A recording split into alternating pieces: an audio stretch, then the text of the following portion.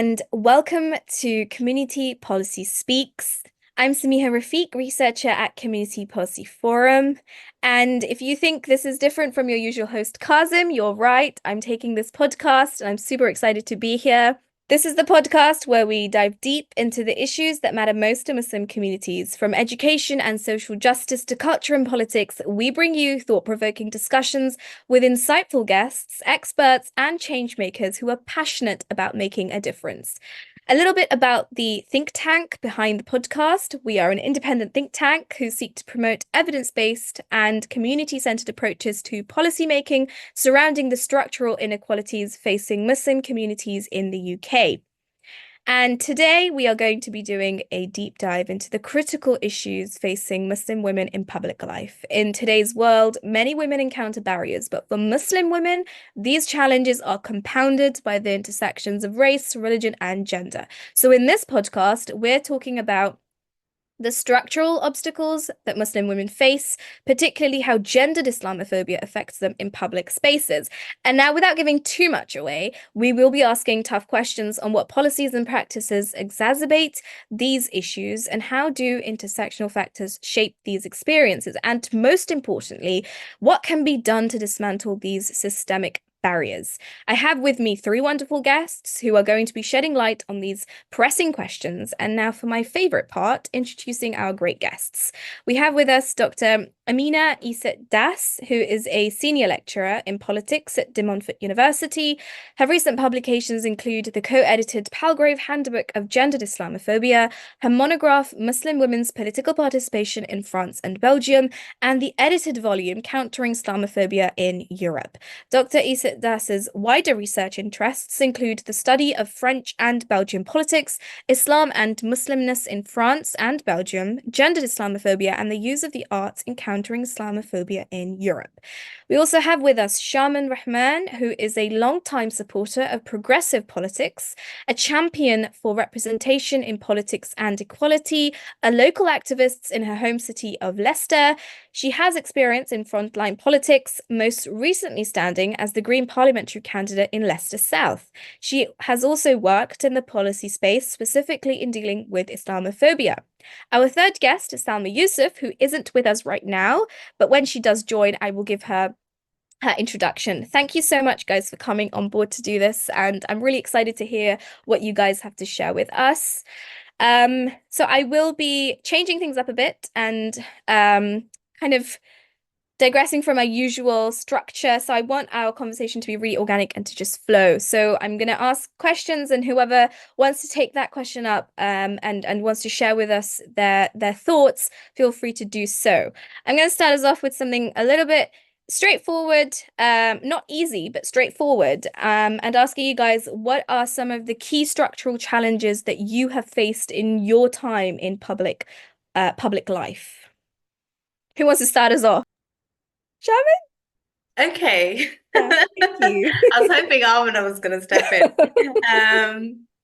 So the key structural challenges, I think for me personally, it's been about balancing the different challenges, because the reality is you get different challenges from different avenues and different spaces and different communities.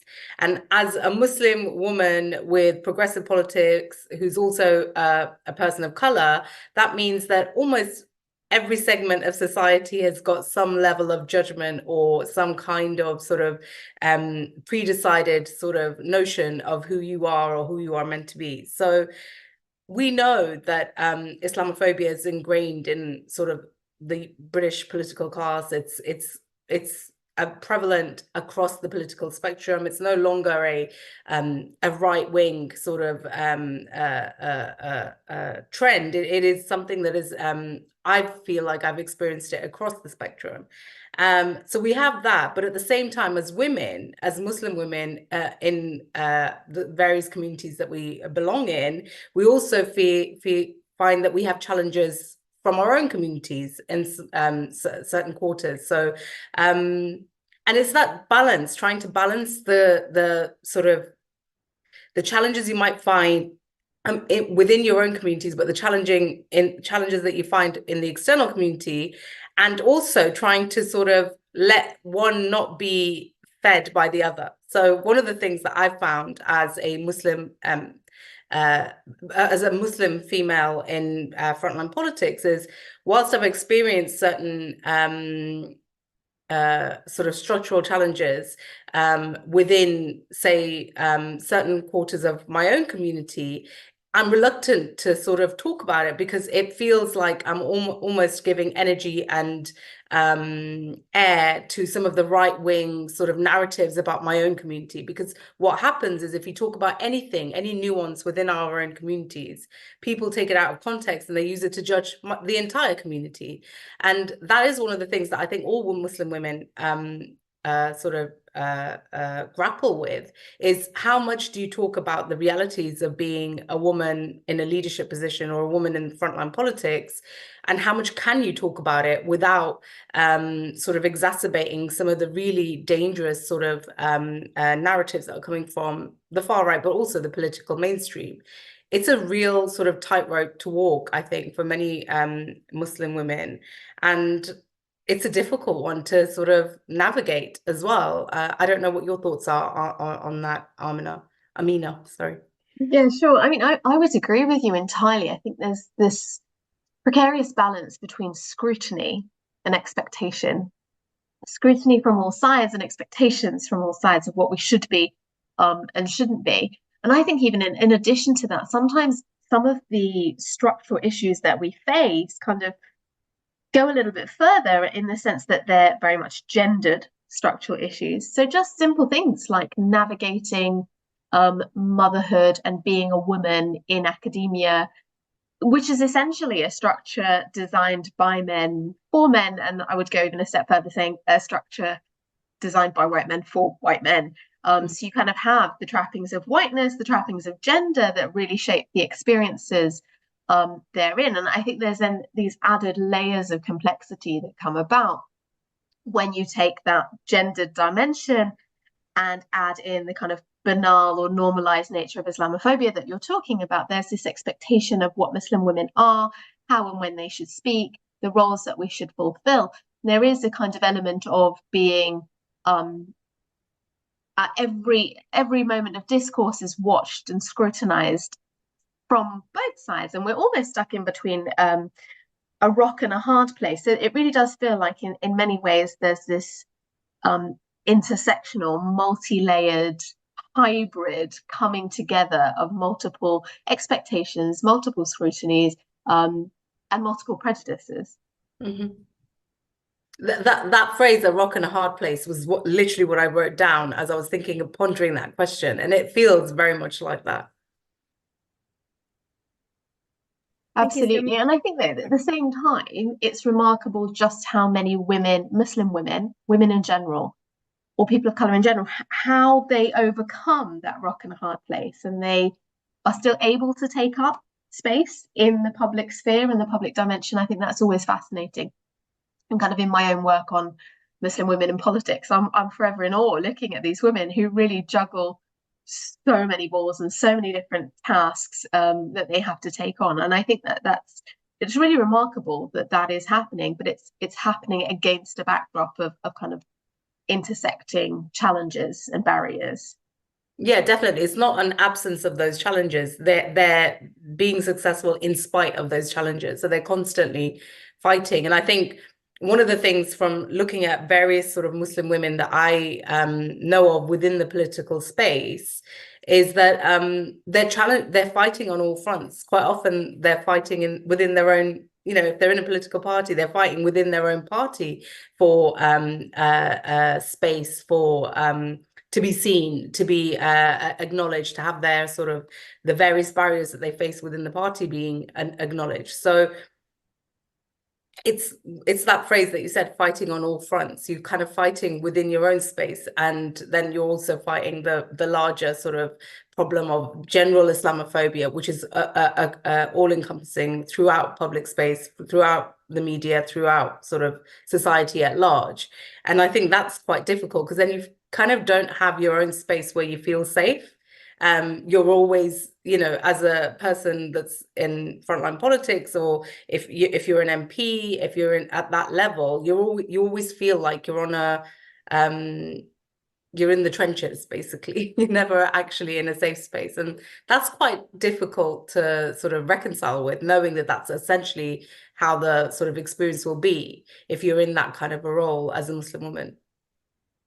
Absolutely. And I think it's important then to give credit to the amount of emotional labor that Muslim women are taking on by doing that sort of multi-front fighting, to occupy the roles in the space that they do occupy. And I think, yeah, understanding from within communities and also outside the Muslim community would actually be hugely beneficial, in supporting these women and understanding that it's just an enormous task that they're taking on, while simultaneously taking on that enormous task. And then you have that narrative that circulates through gendered Islamophobic practices and policies. You see that reductiveness, the way in which Muslim women are kind of almost constrained through these narratives that really shrink them, into and make them fit into very small spaces. So I think, yeah, it's important to consider just those multiple layers of work that are really going on here. It's quite exhausting just thinking about the different forces that they have to grapple with. So imagine living, in those shoes, or, walking in those sort of shoes, and the experience itself must be pretty exhausting itself. Definitely, I would agree. Absolutely. And I think as well, then at the same time, being aware of all of that, it's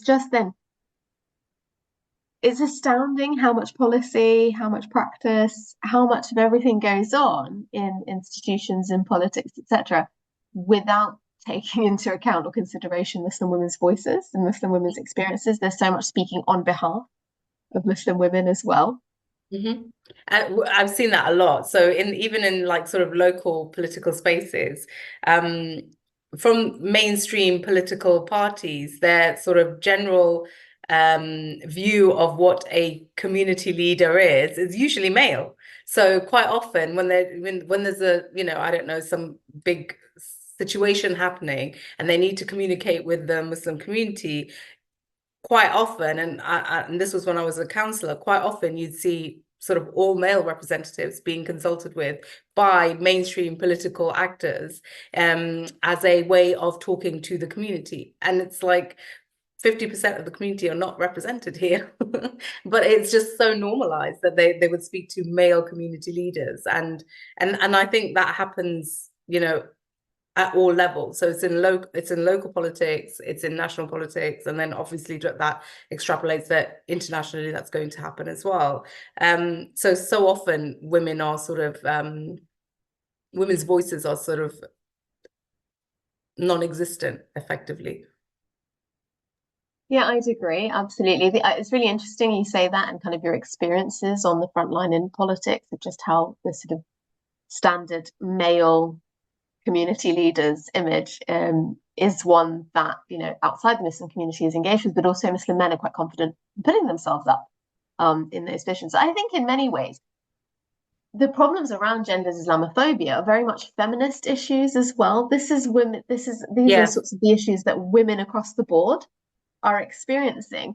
There's some interesting work that's published around kind of women's political legitimacy and how women sort of are able to survive in politics. And it talks about either through them taking on the Iron Lady, very cold, perhaps exterior, and almost kind of emulating male practices to survive in politics. And then you have the idea of women being sexualized, or women being given legitimacy through their male counterparts. And I think that's quite interesting that you kind of have perhaps the latter happening. There's this male counterpart that needs to be gone through, particularly from your experiences on the local level, that the men can speak for the Muslim women. And I think it's very much a feminist issue. And I think then our struggle is interconnected with sort of wider feminist problems that are faced across society. But then that in itself is another front, isn't it? That, yes, trying to fight for our space within feminist circles is also another sort of challenge, because so often feminist talking points, feminist voices is seen through sort of a white female lens rather than the experience and voice of a Muslim woman or a woman of color. And so that comes back to this whole sort of fighting on all fronts. We're also, historically, women of color have been at the forefront of fighting for women's rights. Yet when it comes to the spaces, feminist spaces, in contemporary times, quite often our voices are sort of in the background. We're not kind of, I don't know if it's such a welcoming space, just like sort of wider society can be for Muslim women. So that's another challenge as well, trying to sort of navigate that space and foster allyship when sometimes that space itself can be quite hostile. Definitely. I actually have just written a chapter that came out in May in the Handbook of Gendered Islamophobia, and I talk about just that, the way in which actually sort of normative or dominant feminist spaces are actually sometimes complicit in the creation, also maintenance of gendered Islamophobic practices. So in that chapter, I actually look at the French case of kind of French secularism and laïcité, but also how that's employed, this idea of neutrality. And in many ways, you kind of have this Orientalist white savior narrative that comes out of it, and white feminist spaces occupy that narrative too, and are very much complicit in the implementation of things like the 2004 headscarf ban in schools, whereby French girls, and it was typically affected French girls in French schools, and you found that other faith symbols weren't as heavily problematized, save for the Sikh turban, which did perhaps unknowingly that was a factor there in the country. But typically French Muslim schoolgirls were told either you come to school and remove your headscarf, so they're deprived of an education if they don't comply with that, and that's also depriving their futures as well.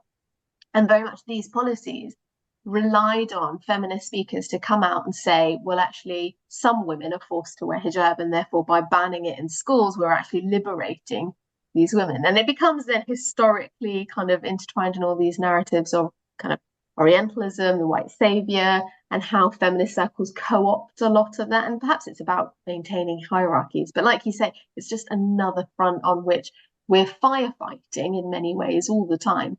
But also, I think it's the vehicles through which Islamophobia and gendered Islamophobia are banalized and just sort of made really normal, and things that become quite unremarkable, that across the political spectrum there are people buying into these ideas around Muslim women being without agency, being without voice, and being in need of saving. And quite sometimes those sort of double standards when it comes to women of color are so transparent, and yet traditional feminist voices will not be as vocal when it comes to the sufferings of a Muslim woman or a woman of color. And the case sort of that springs to mind in the UK certainly is that of Afsana Begum, who was, she'd had a very difficult experience with her ex-partner. He was abusive with coercive, controlling behavior, etc.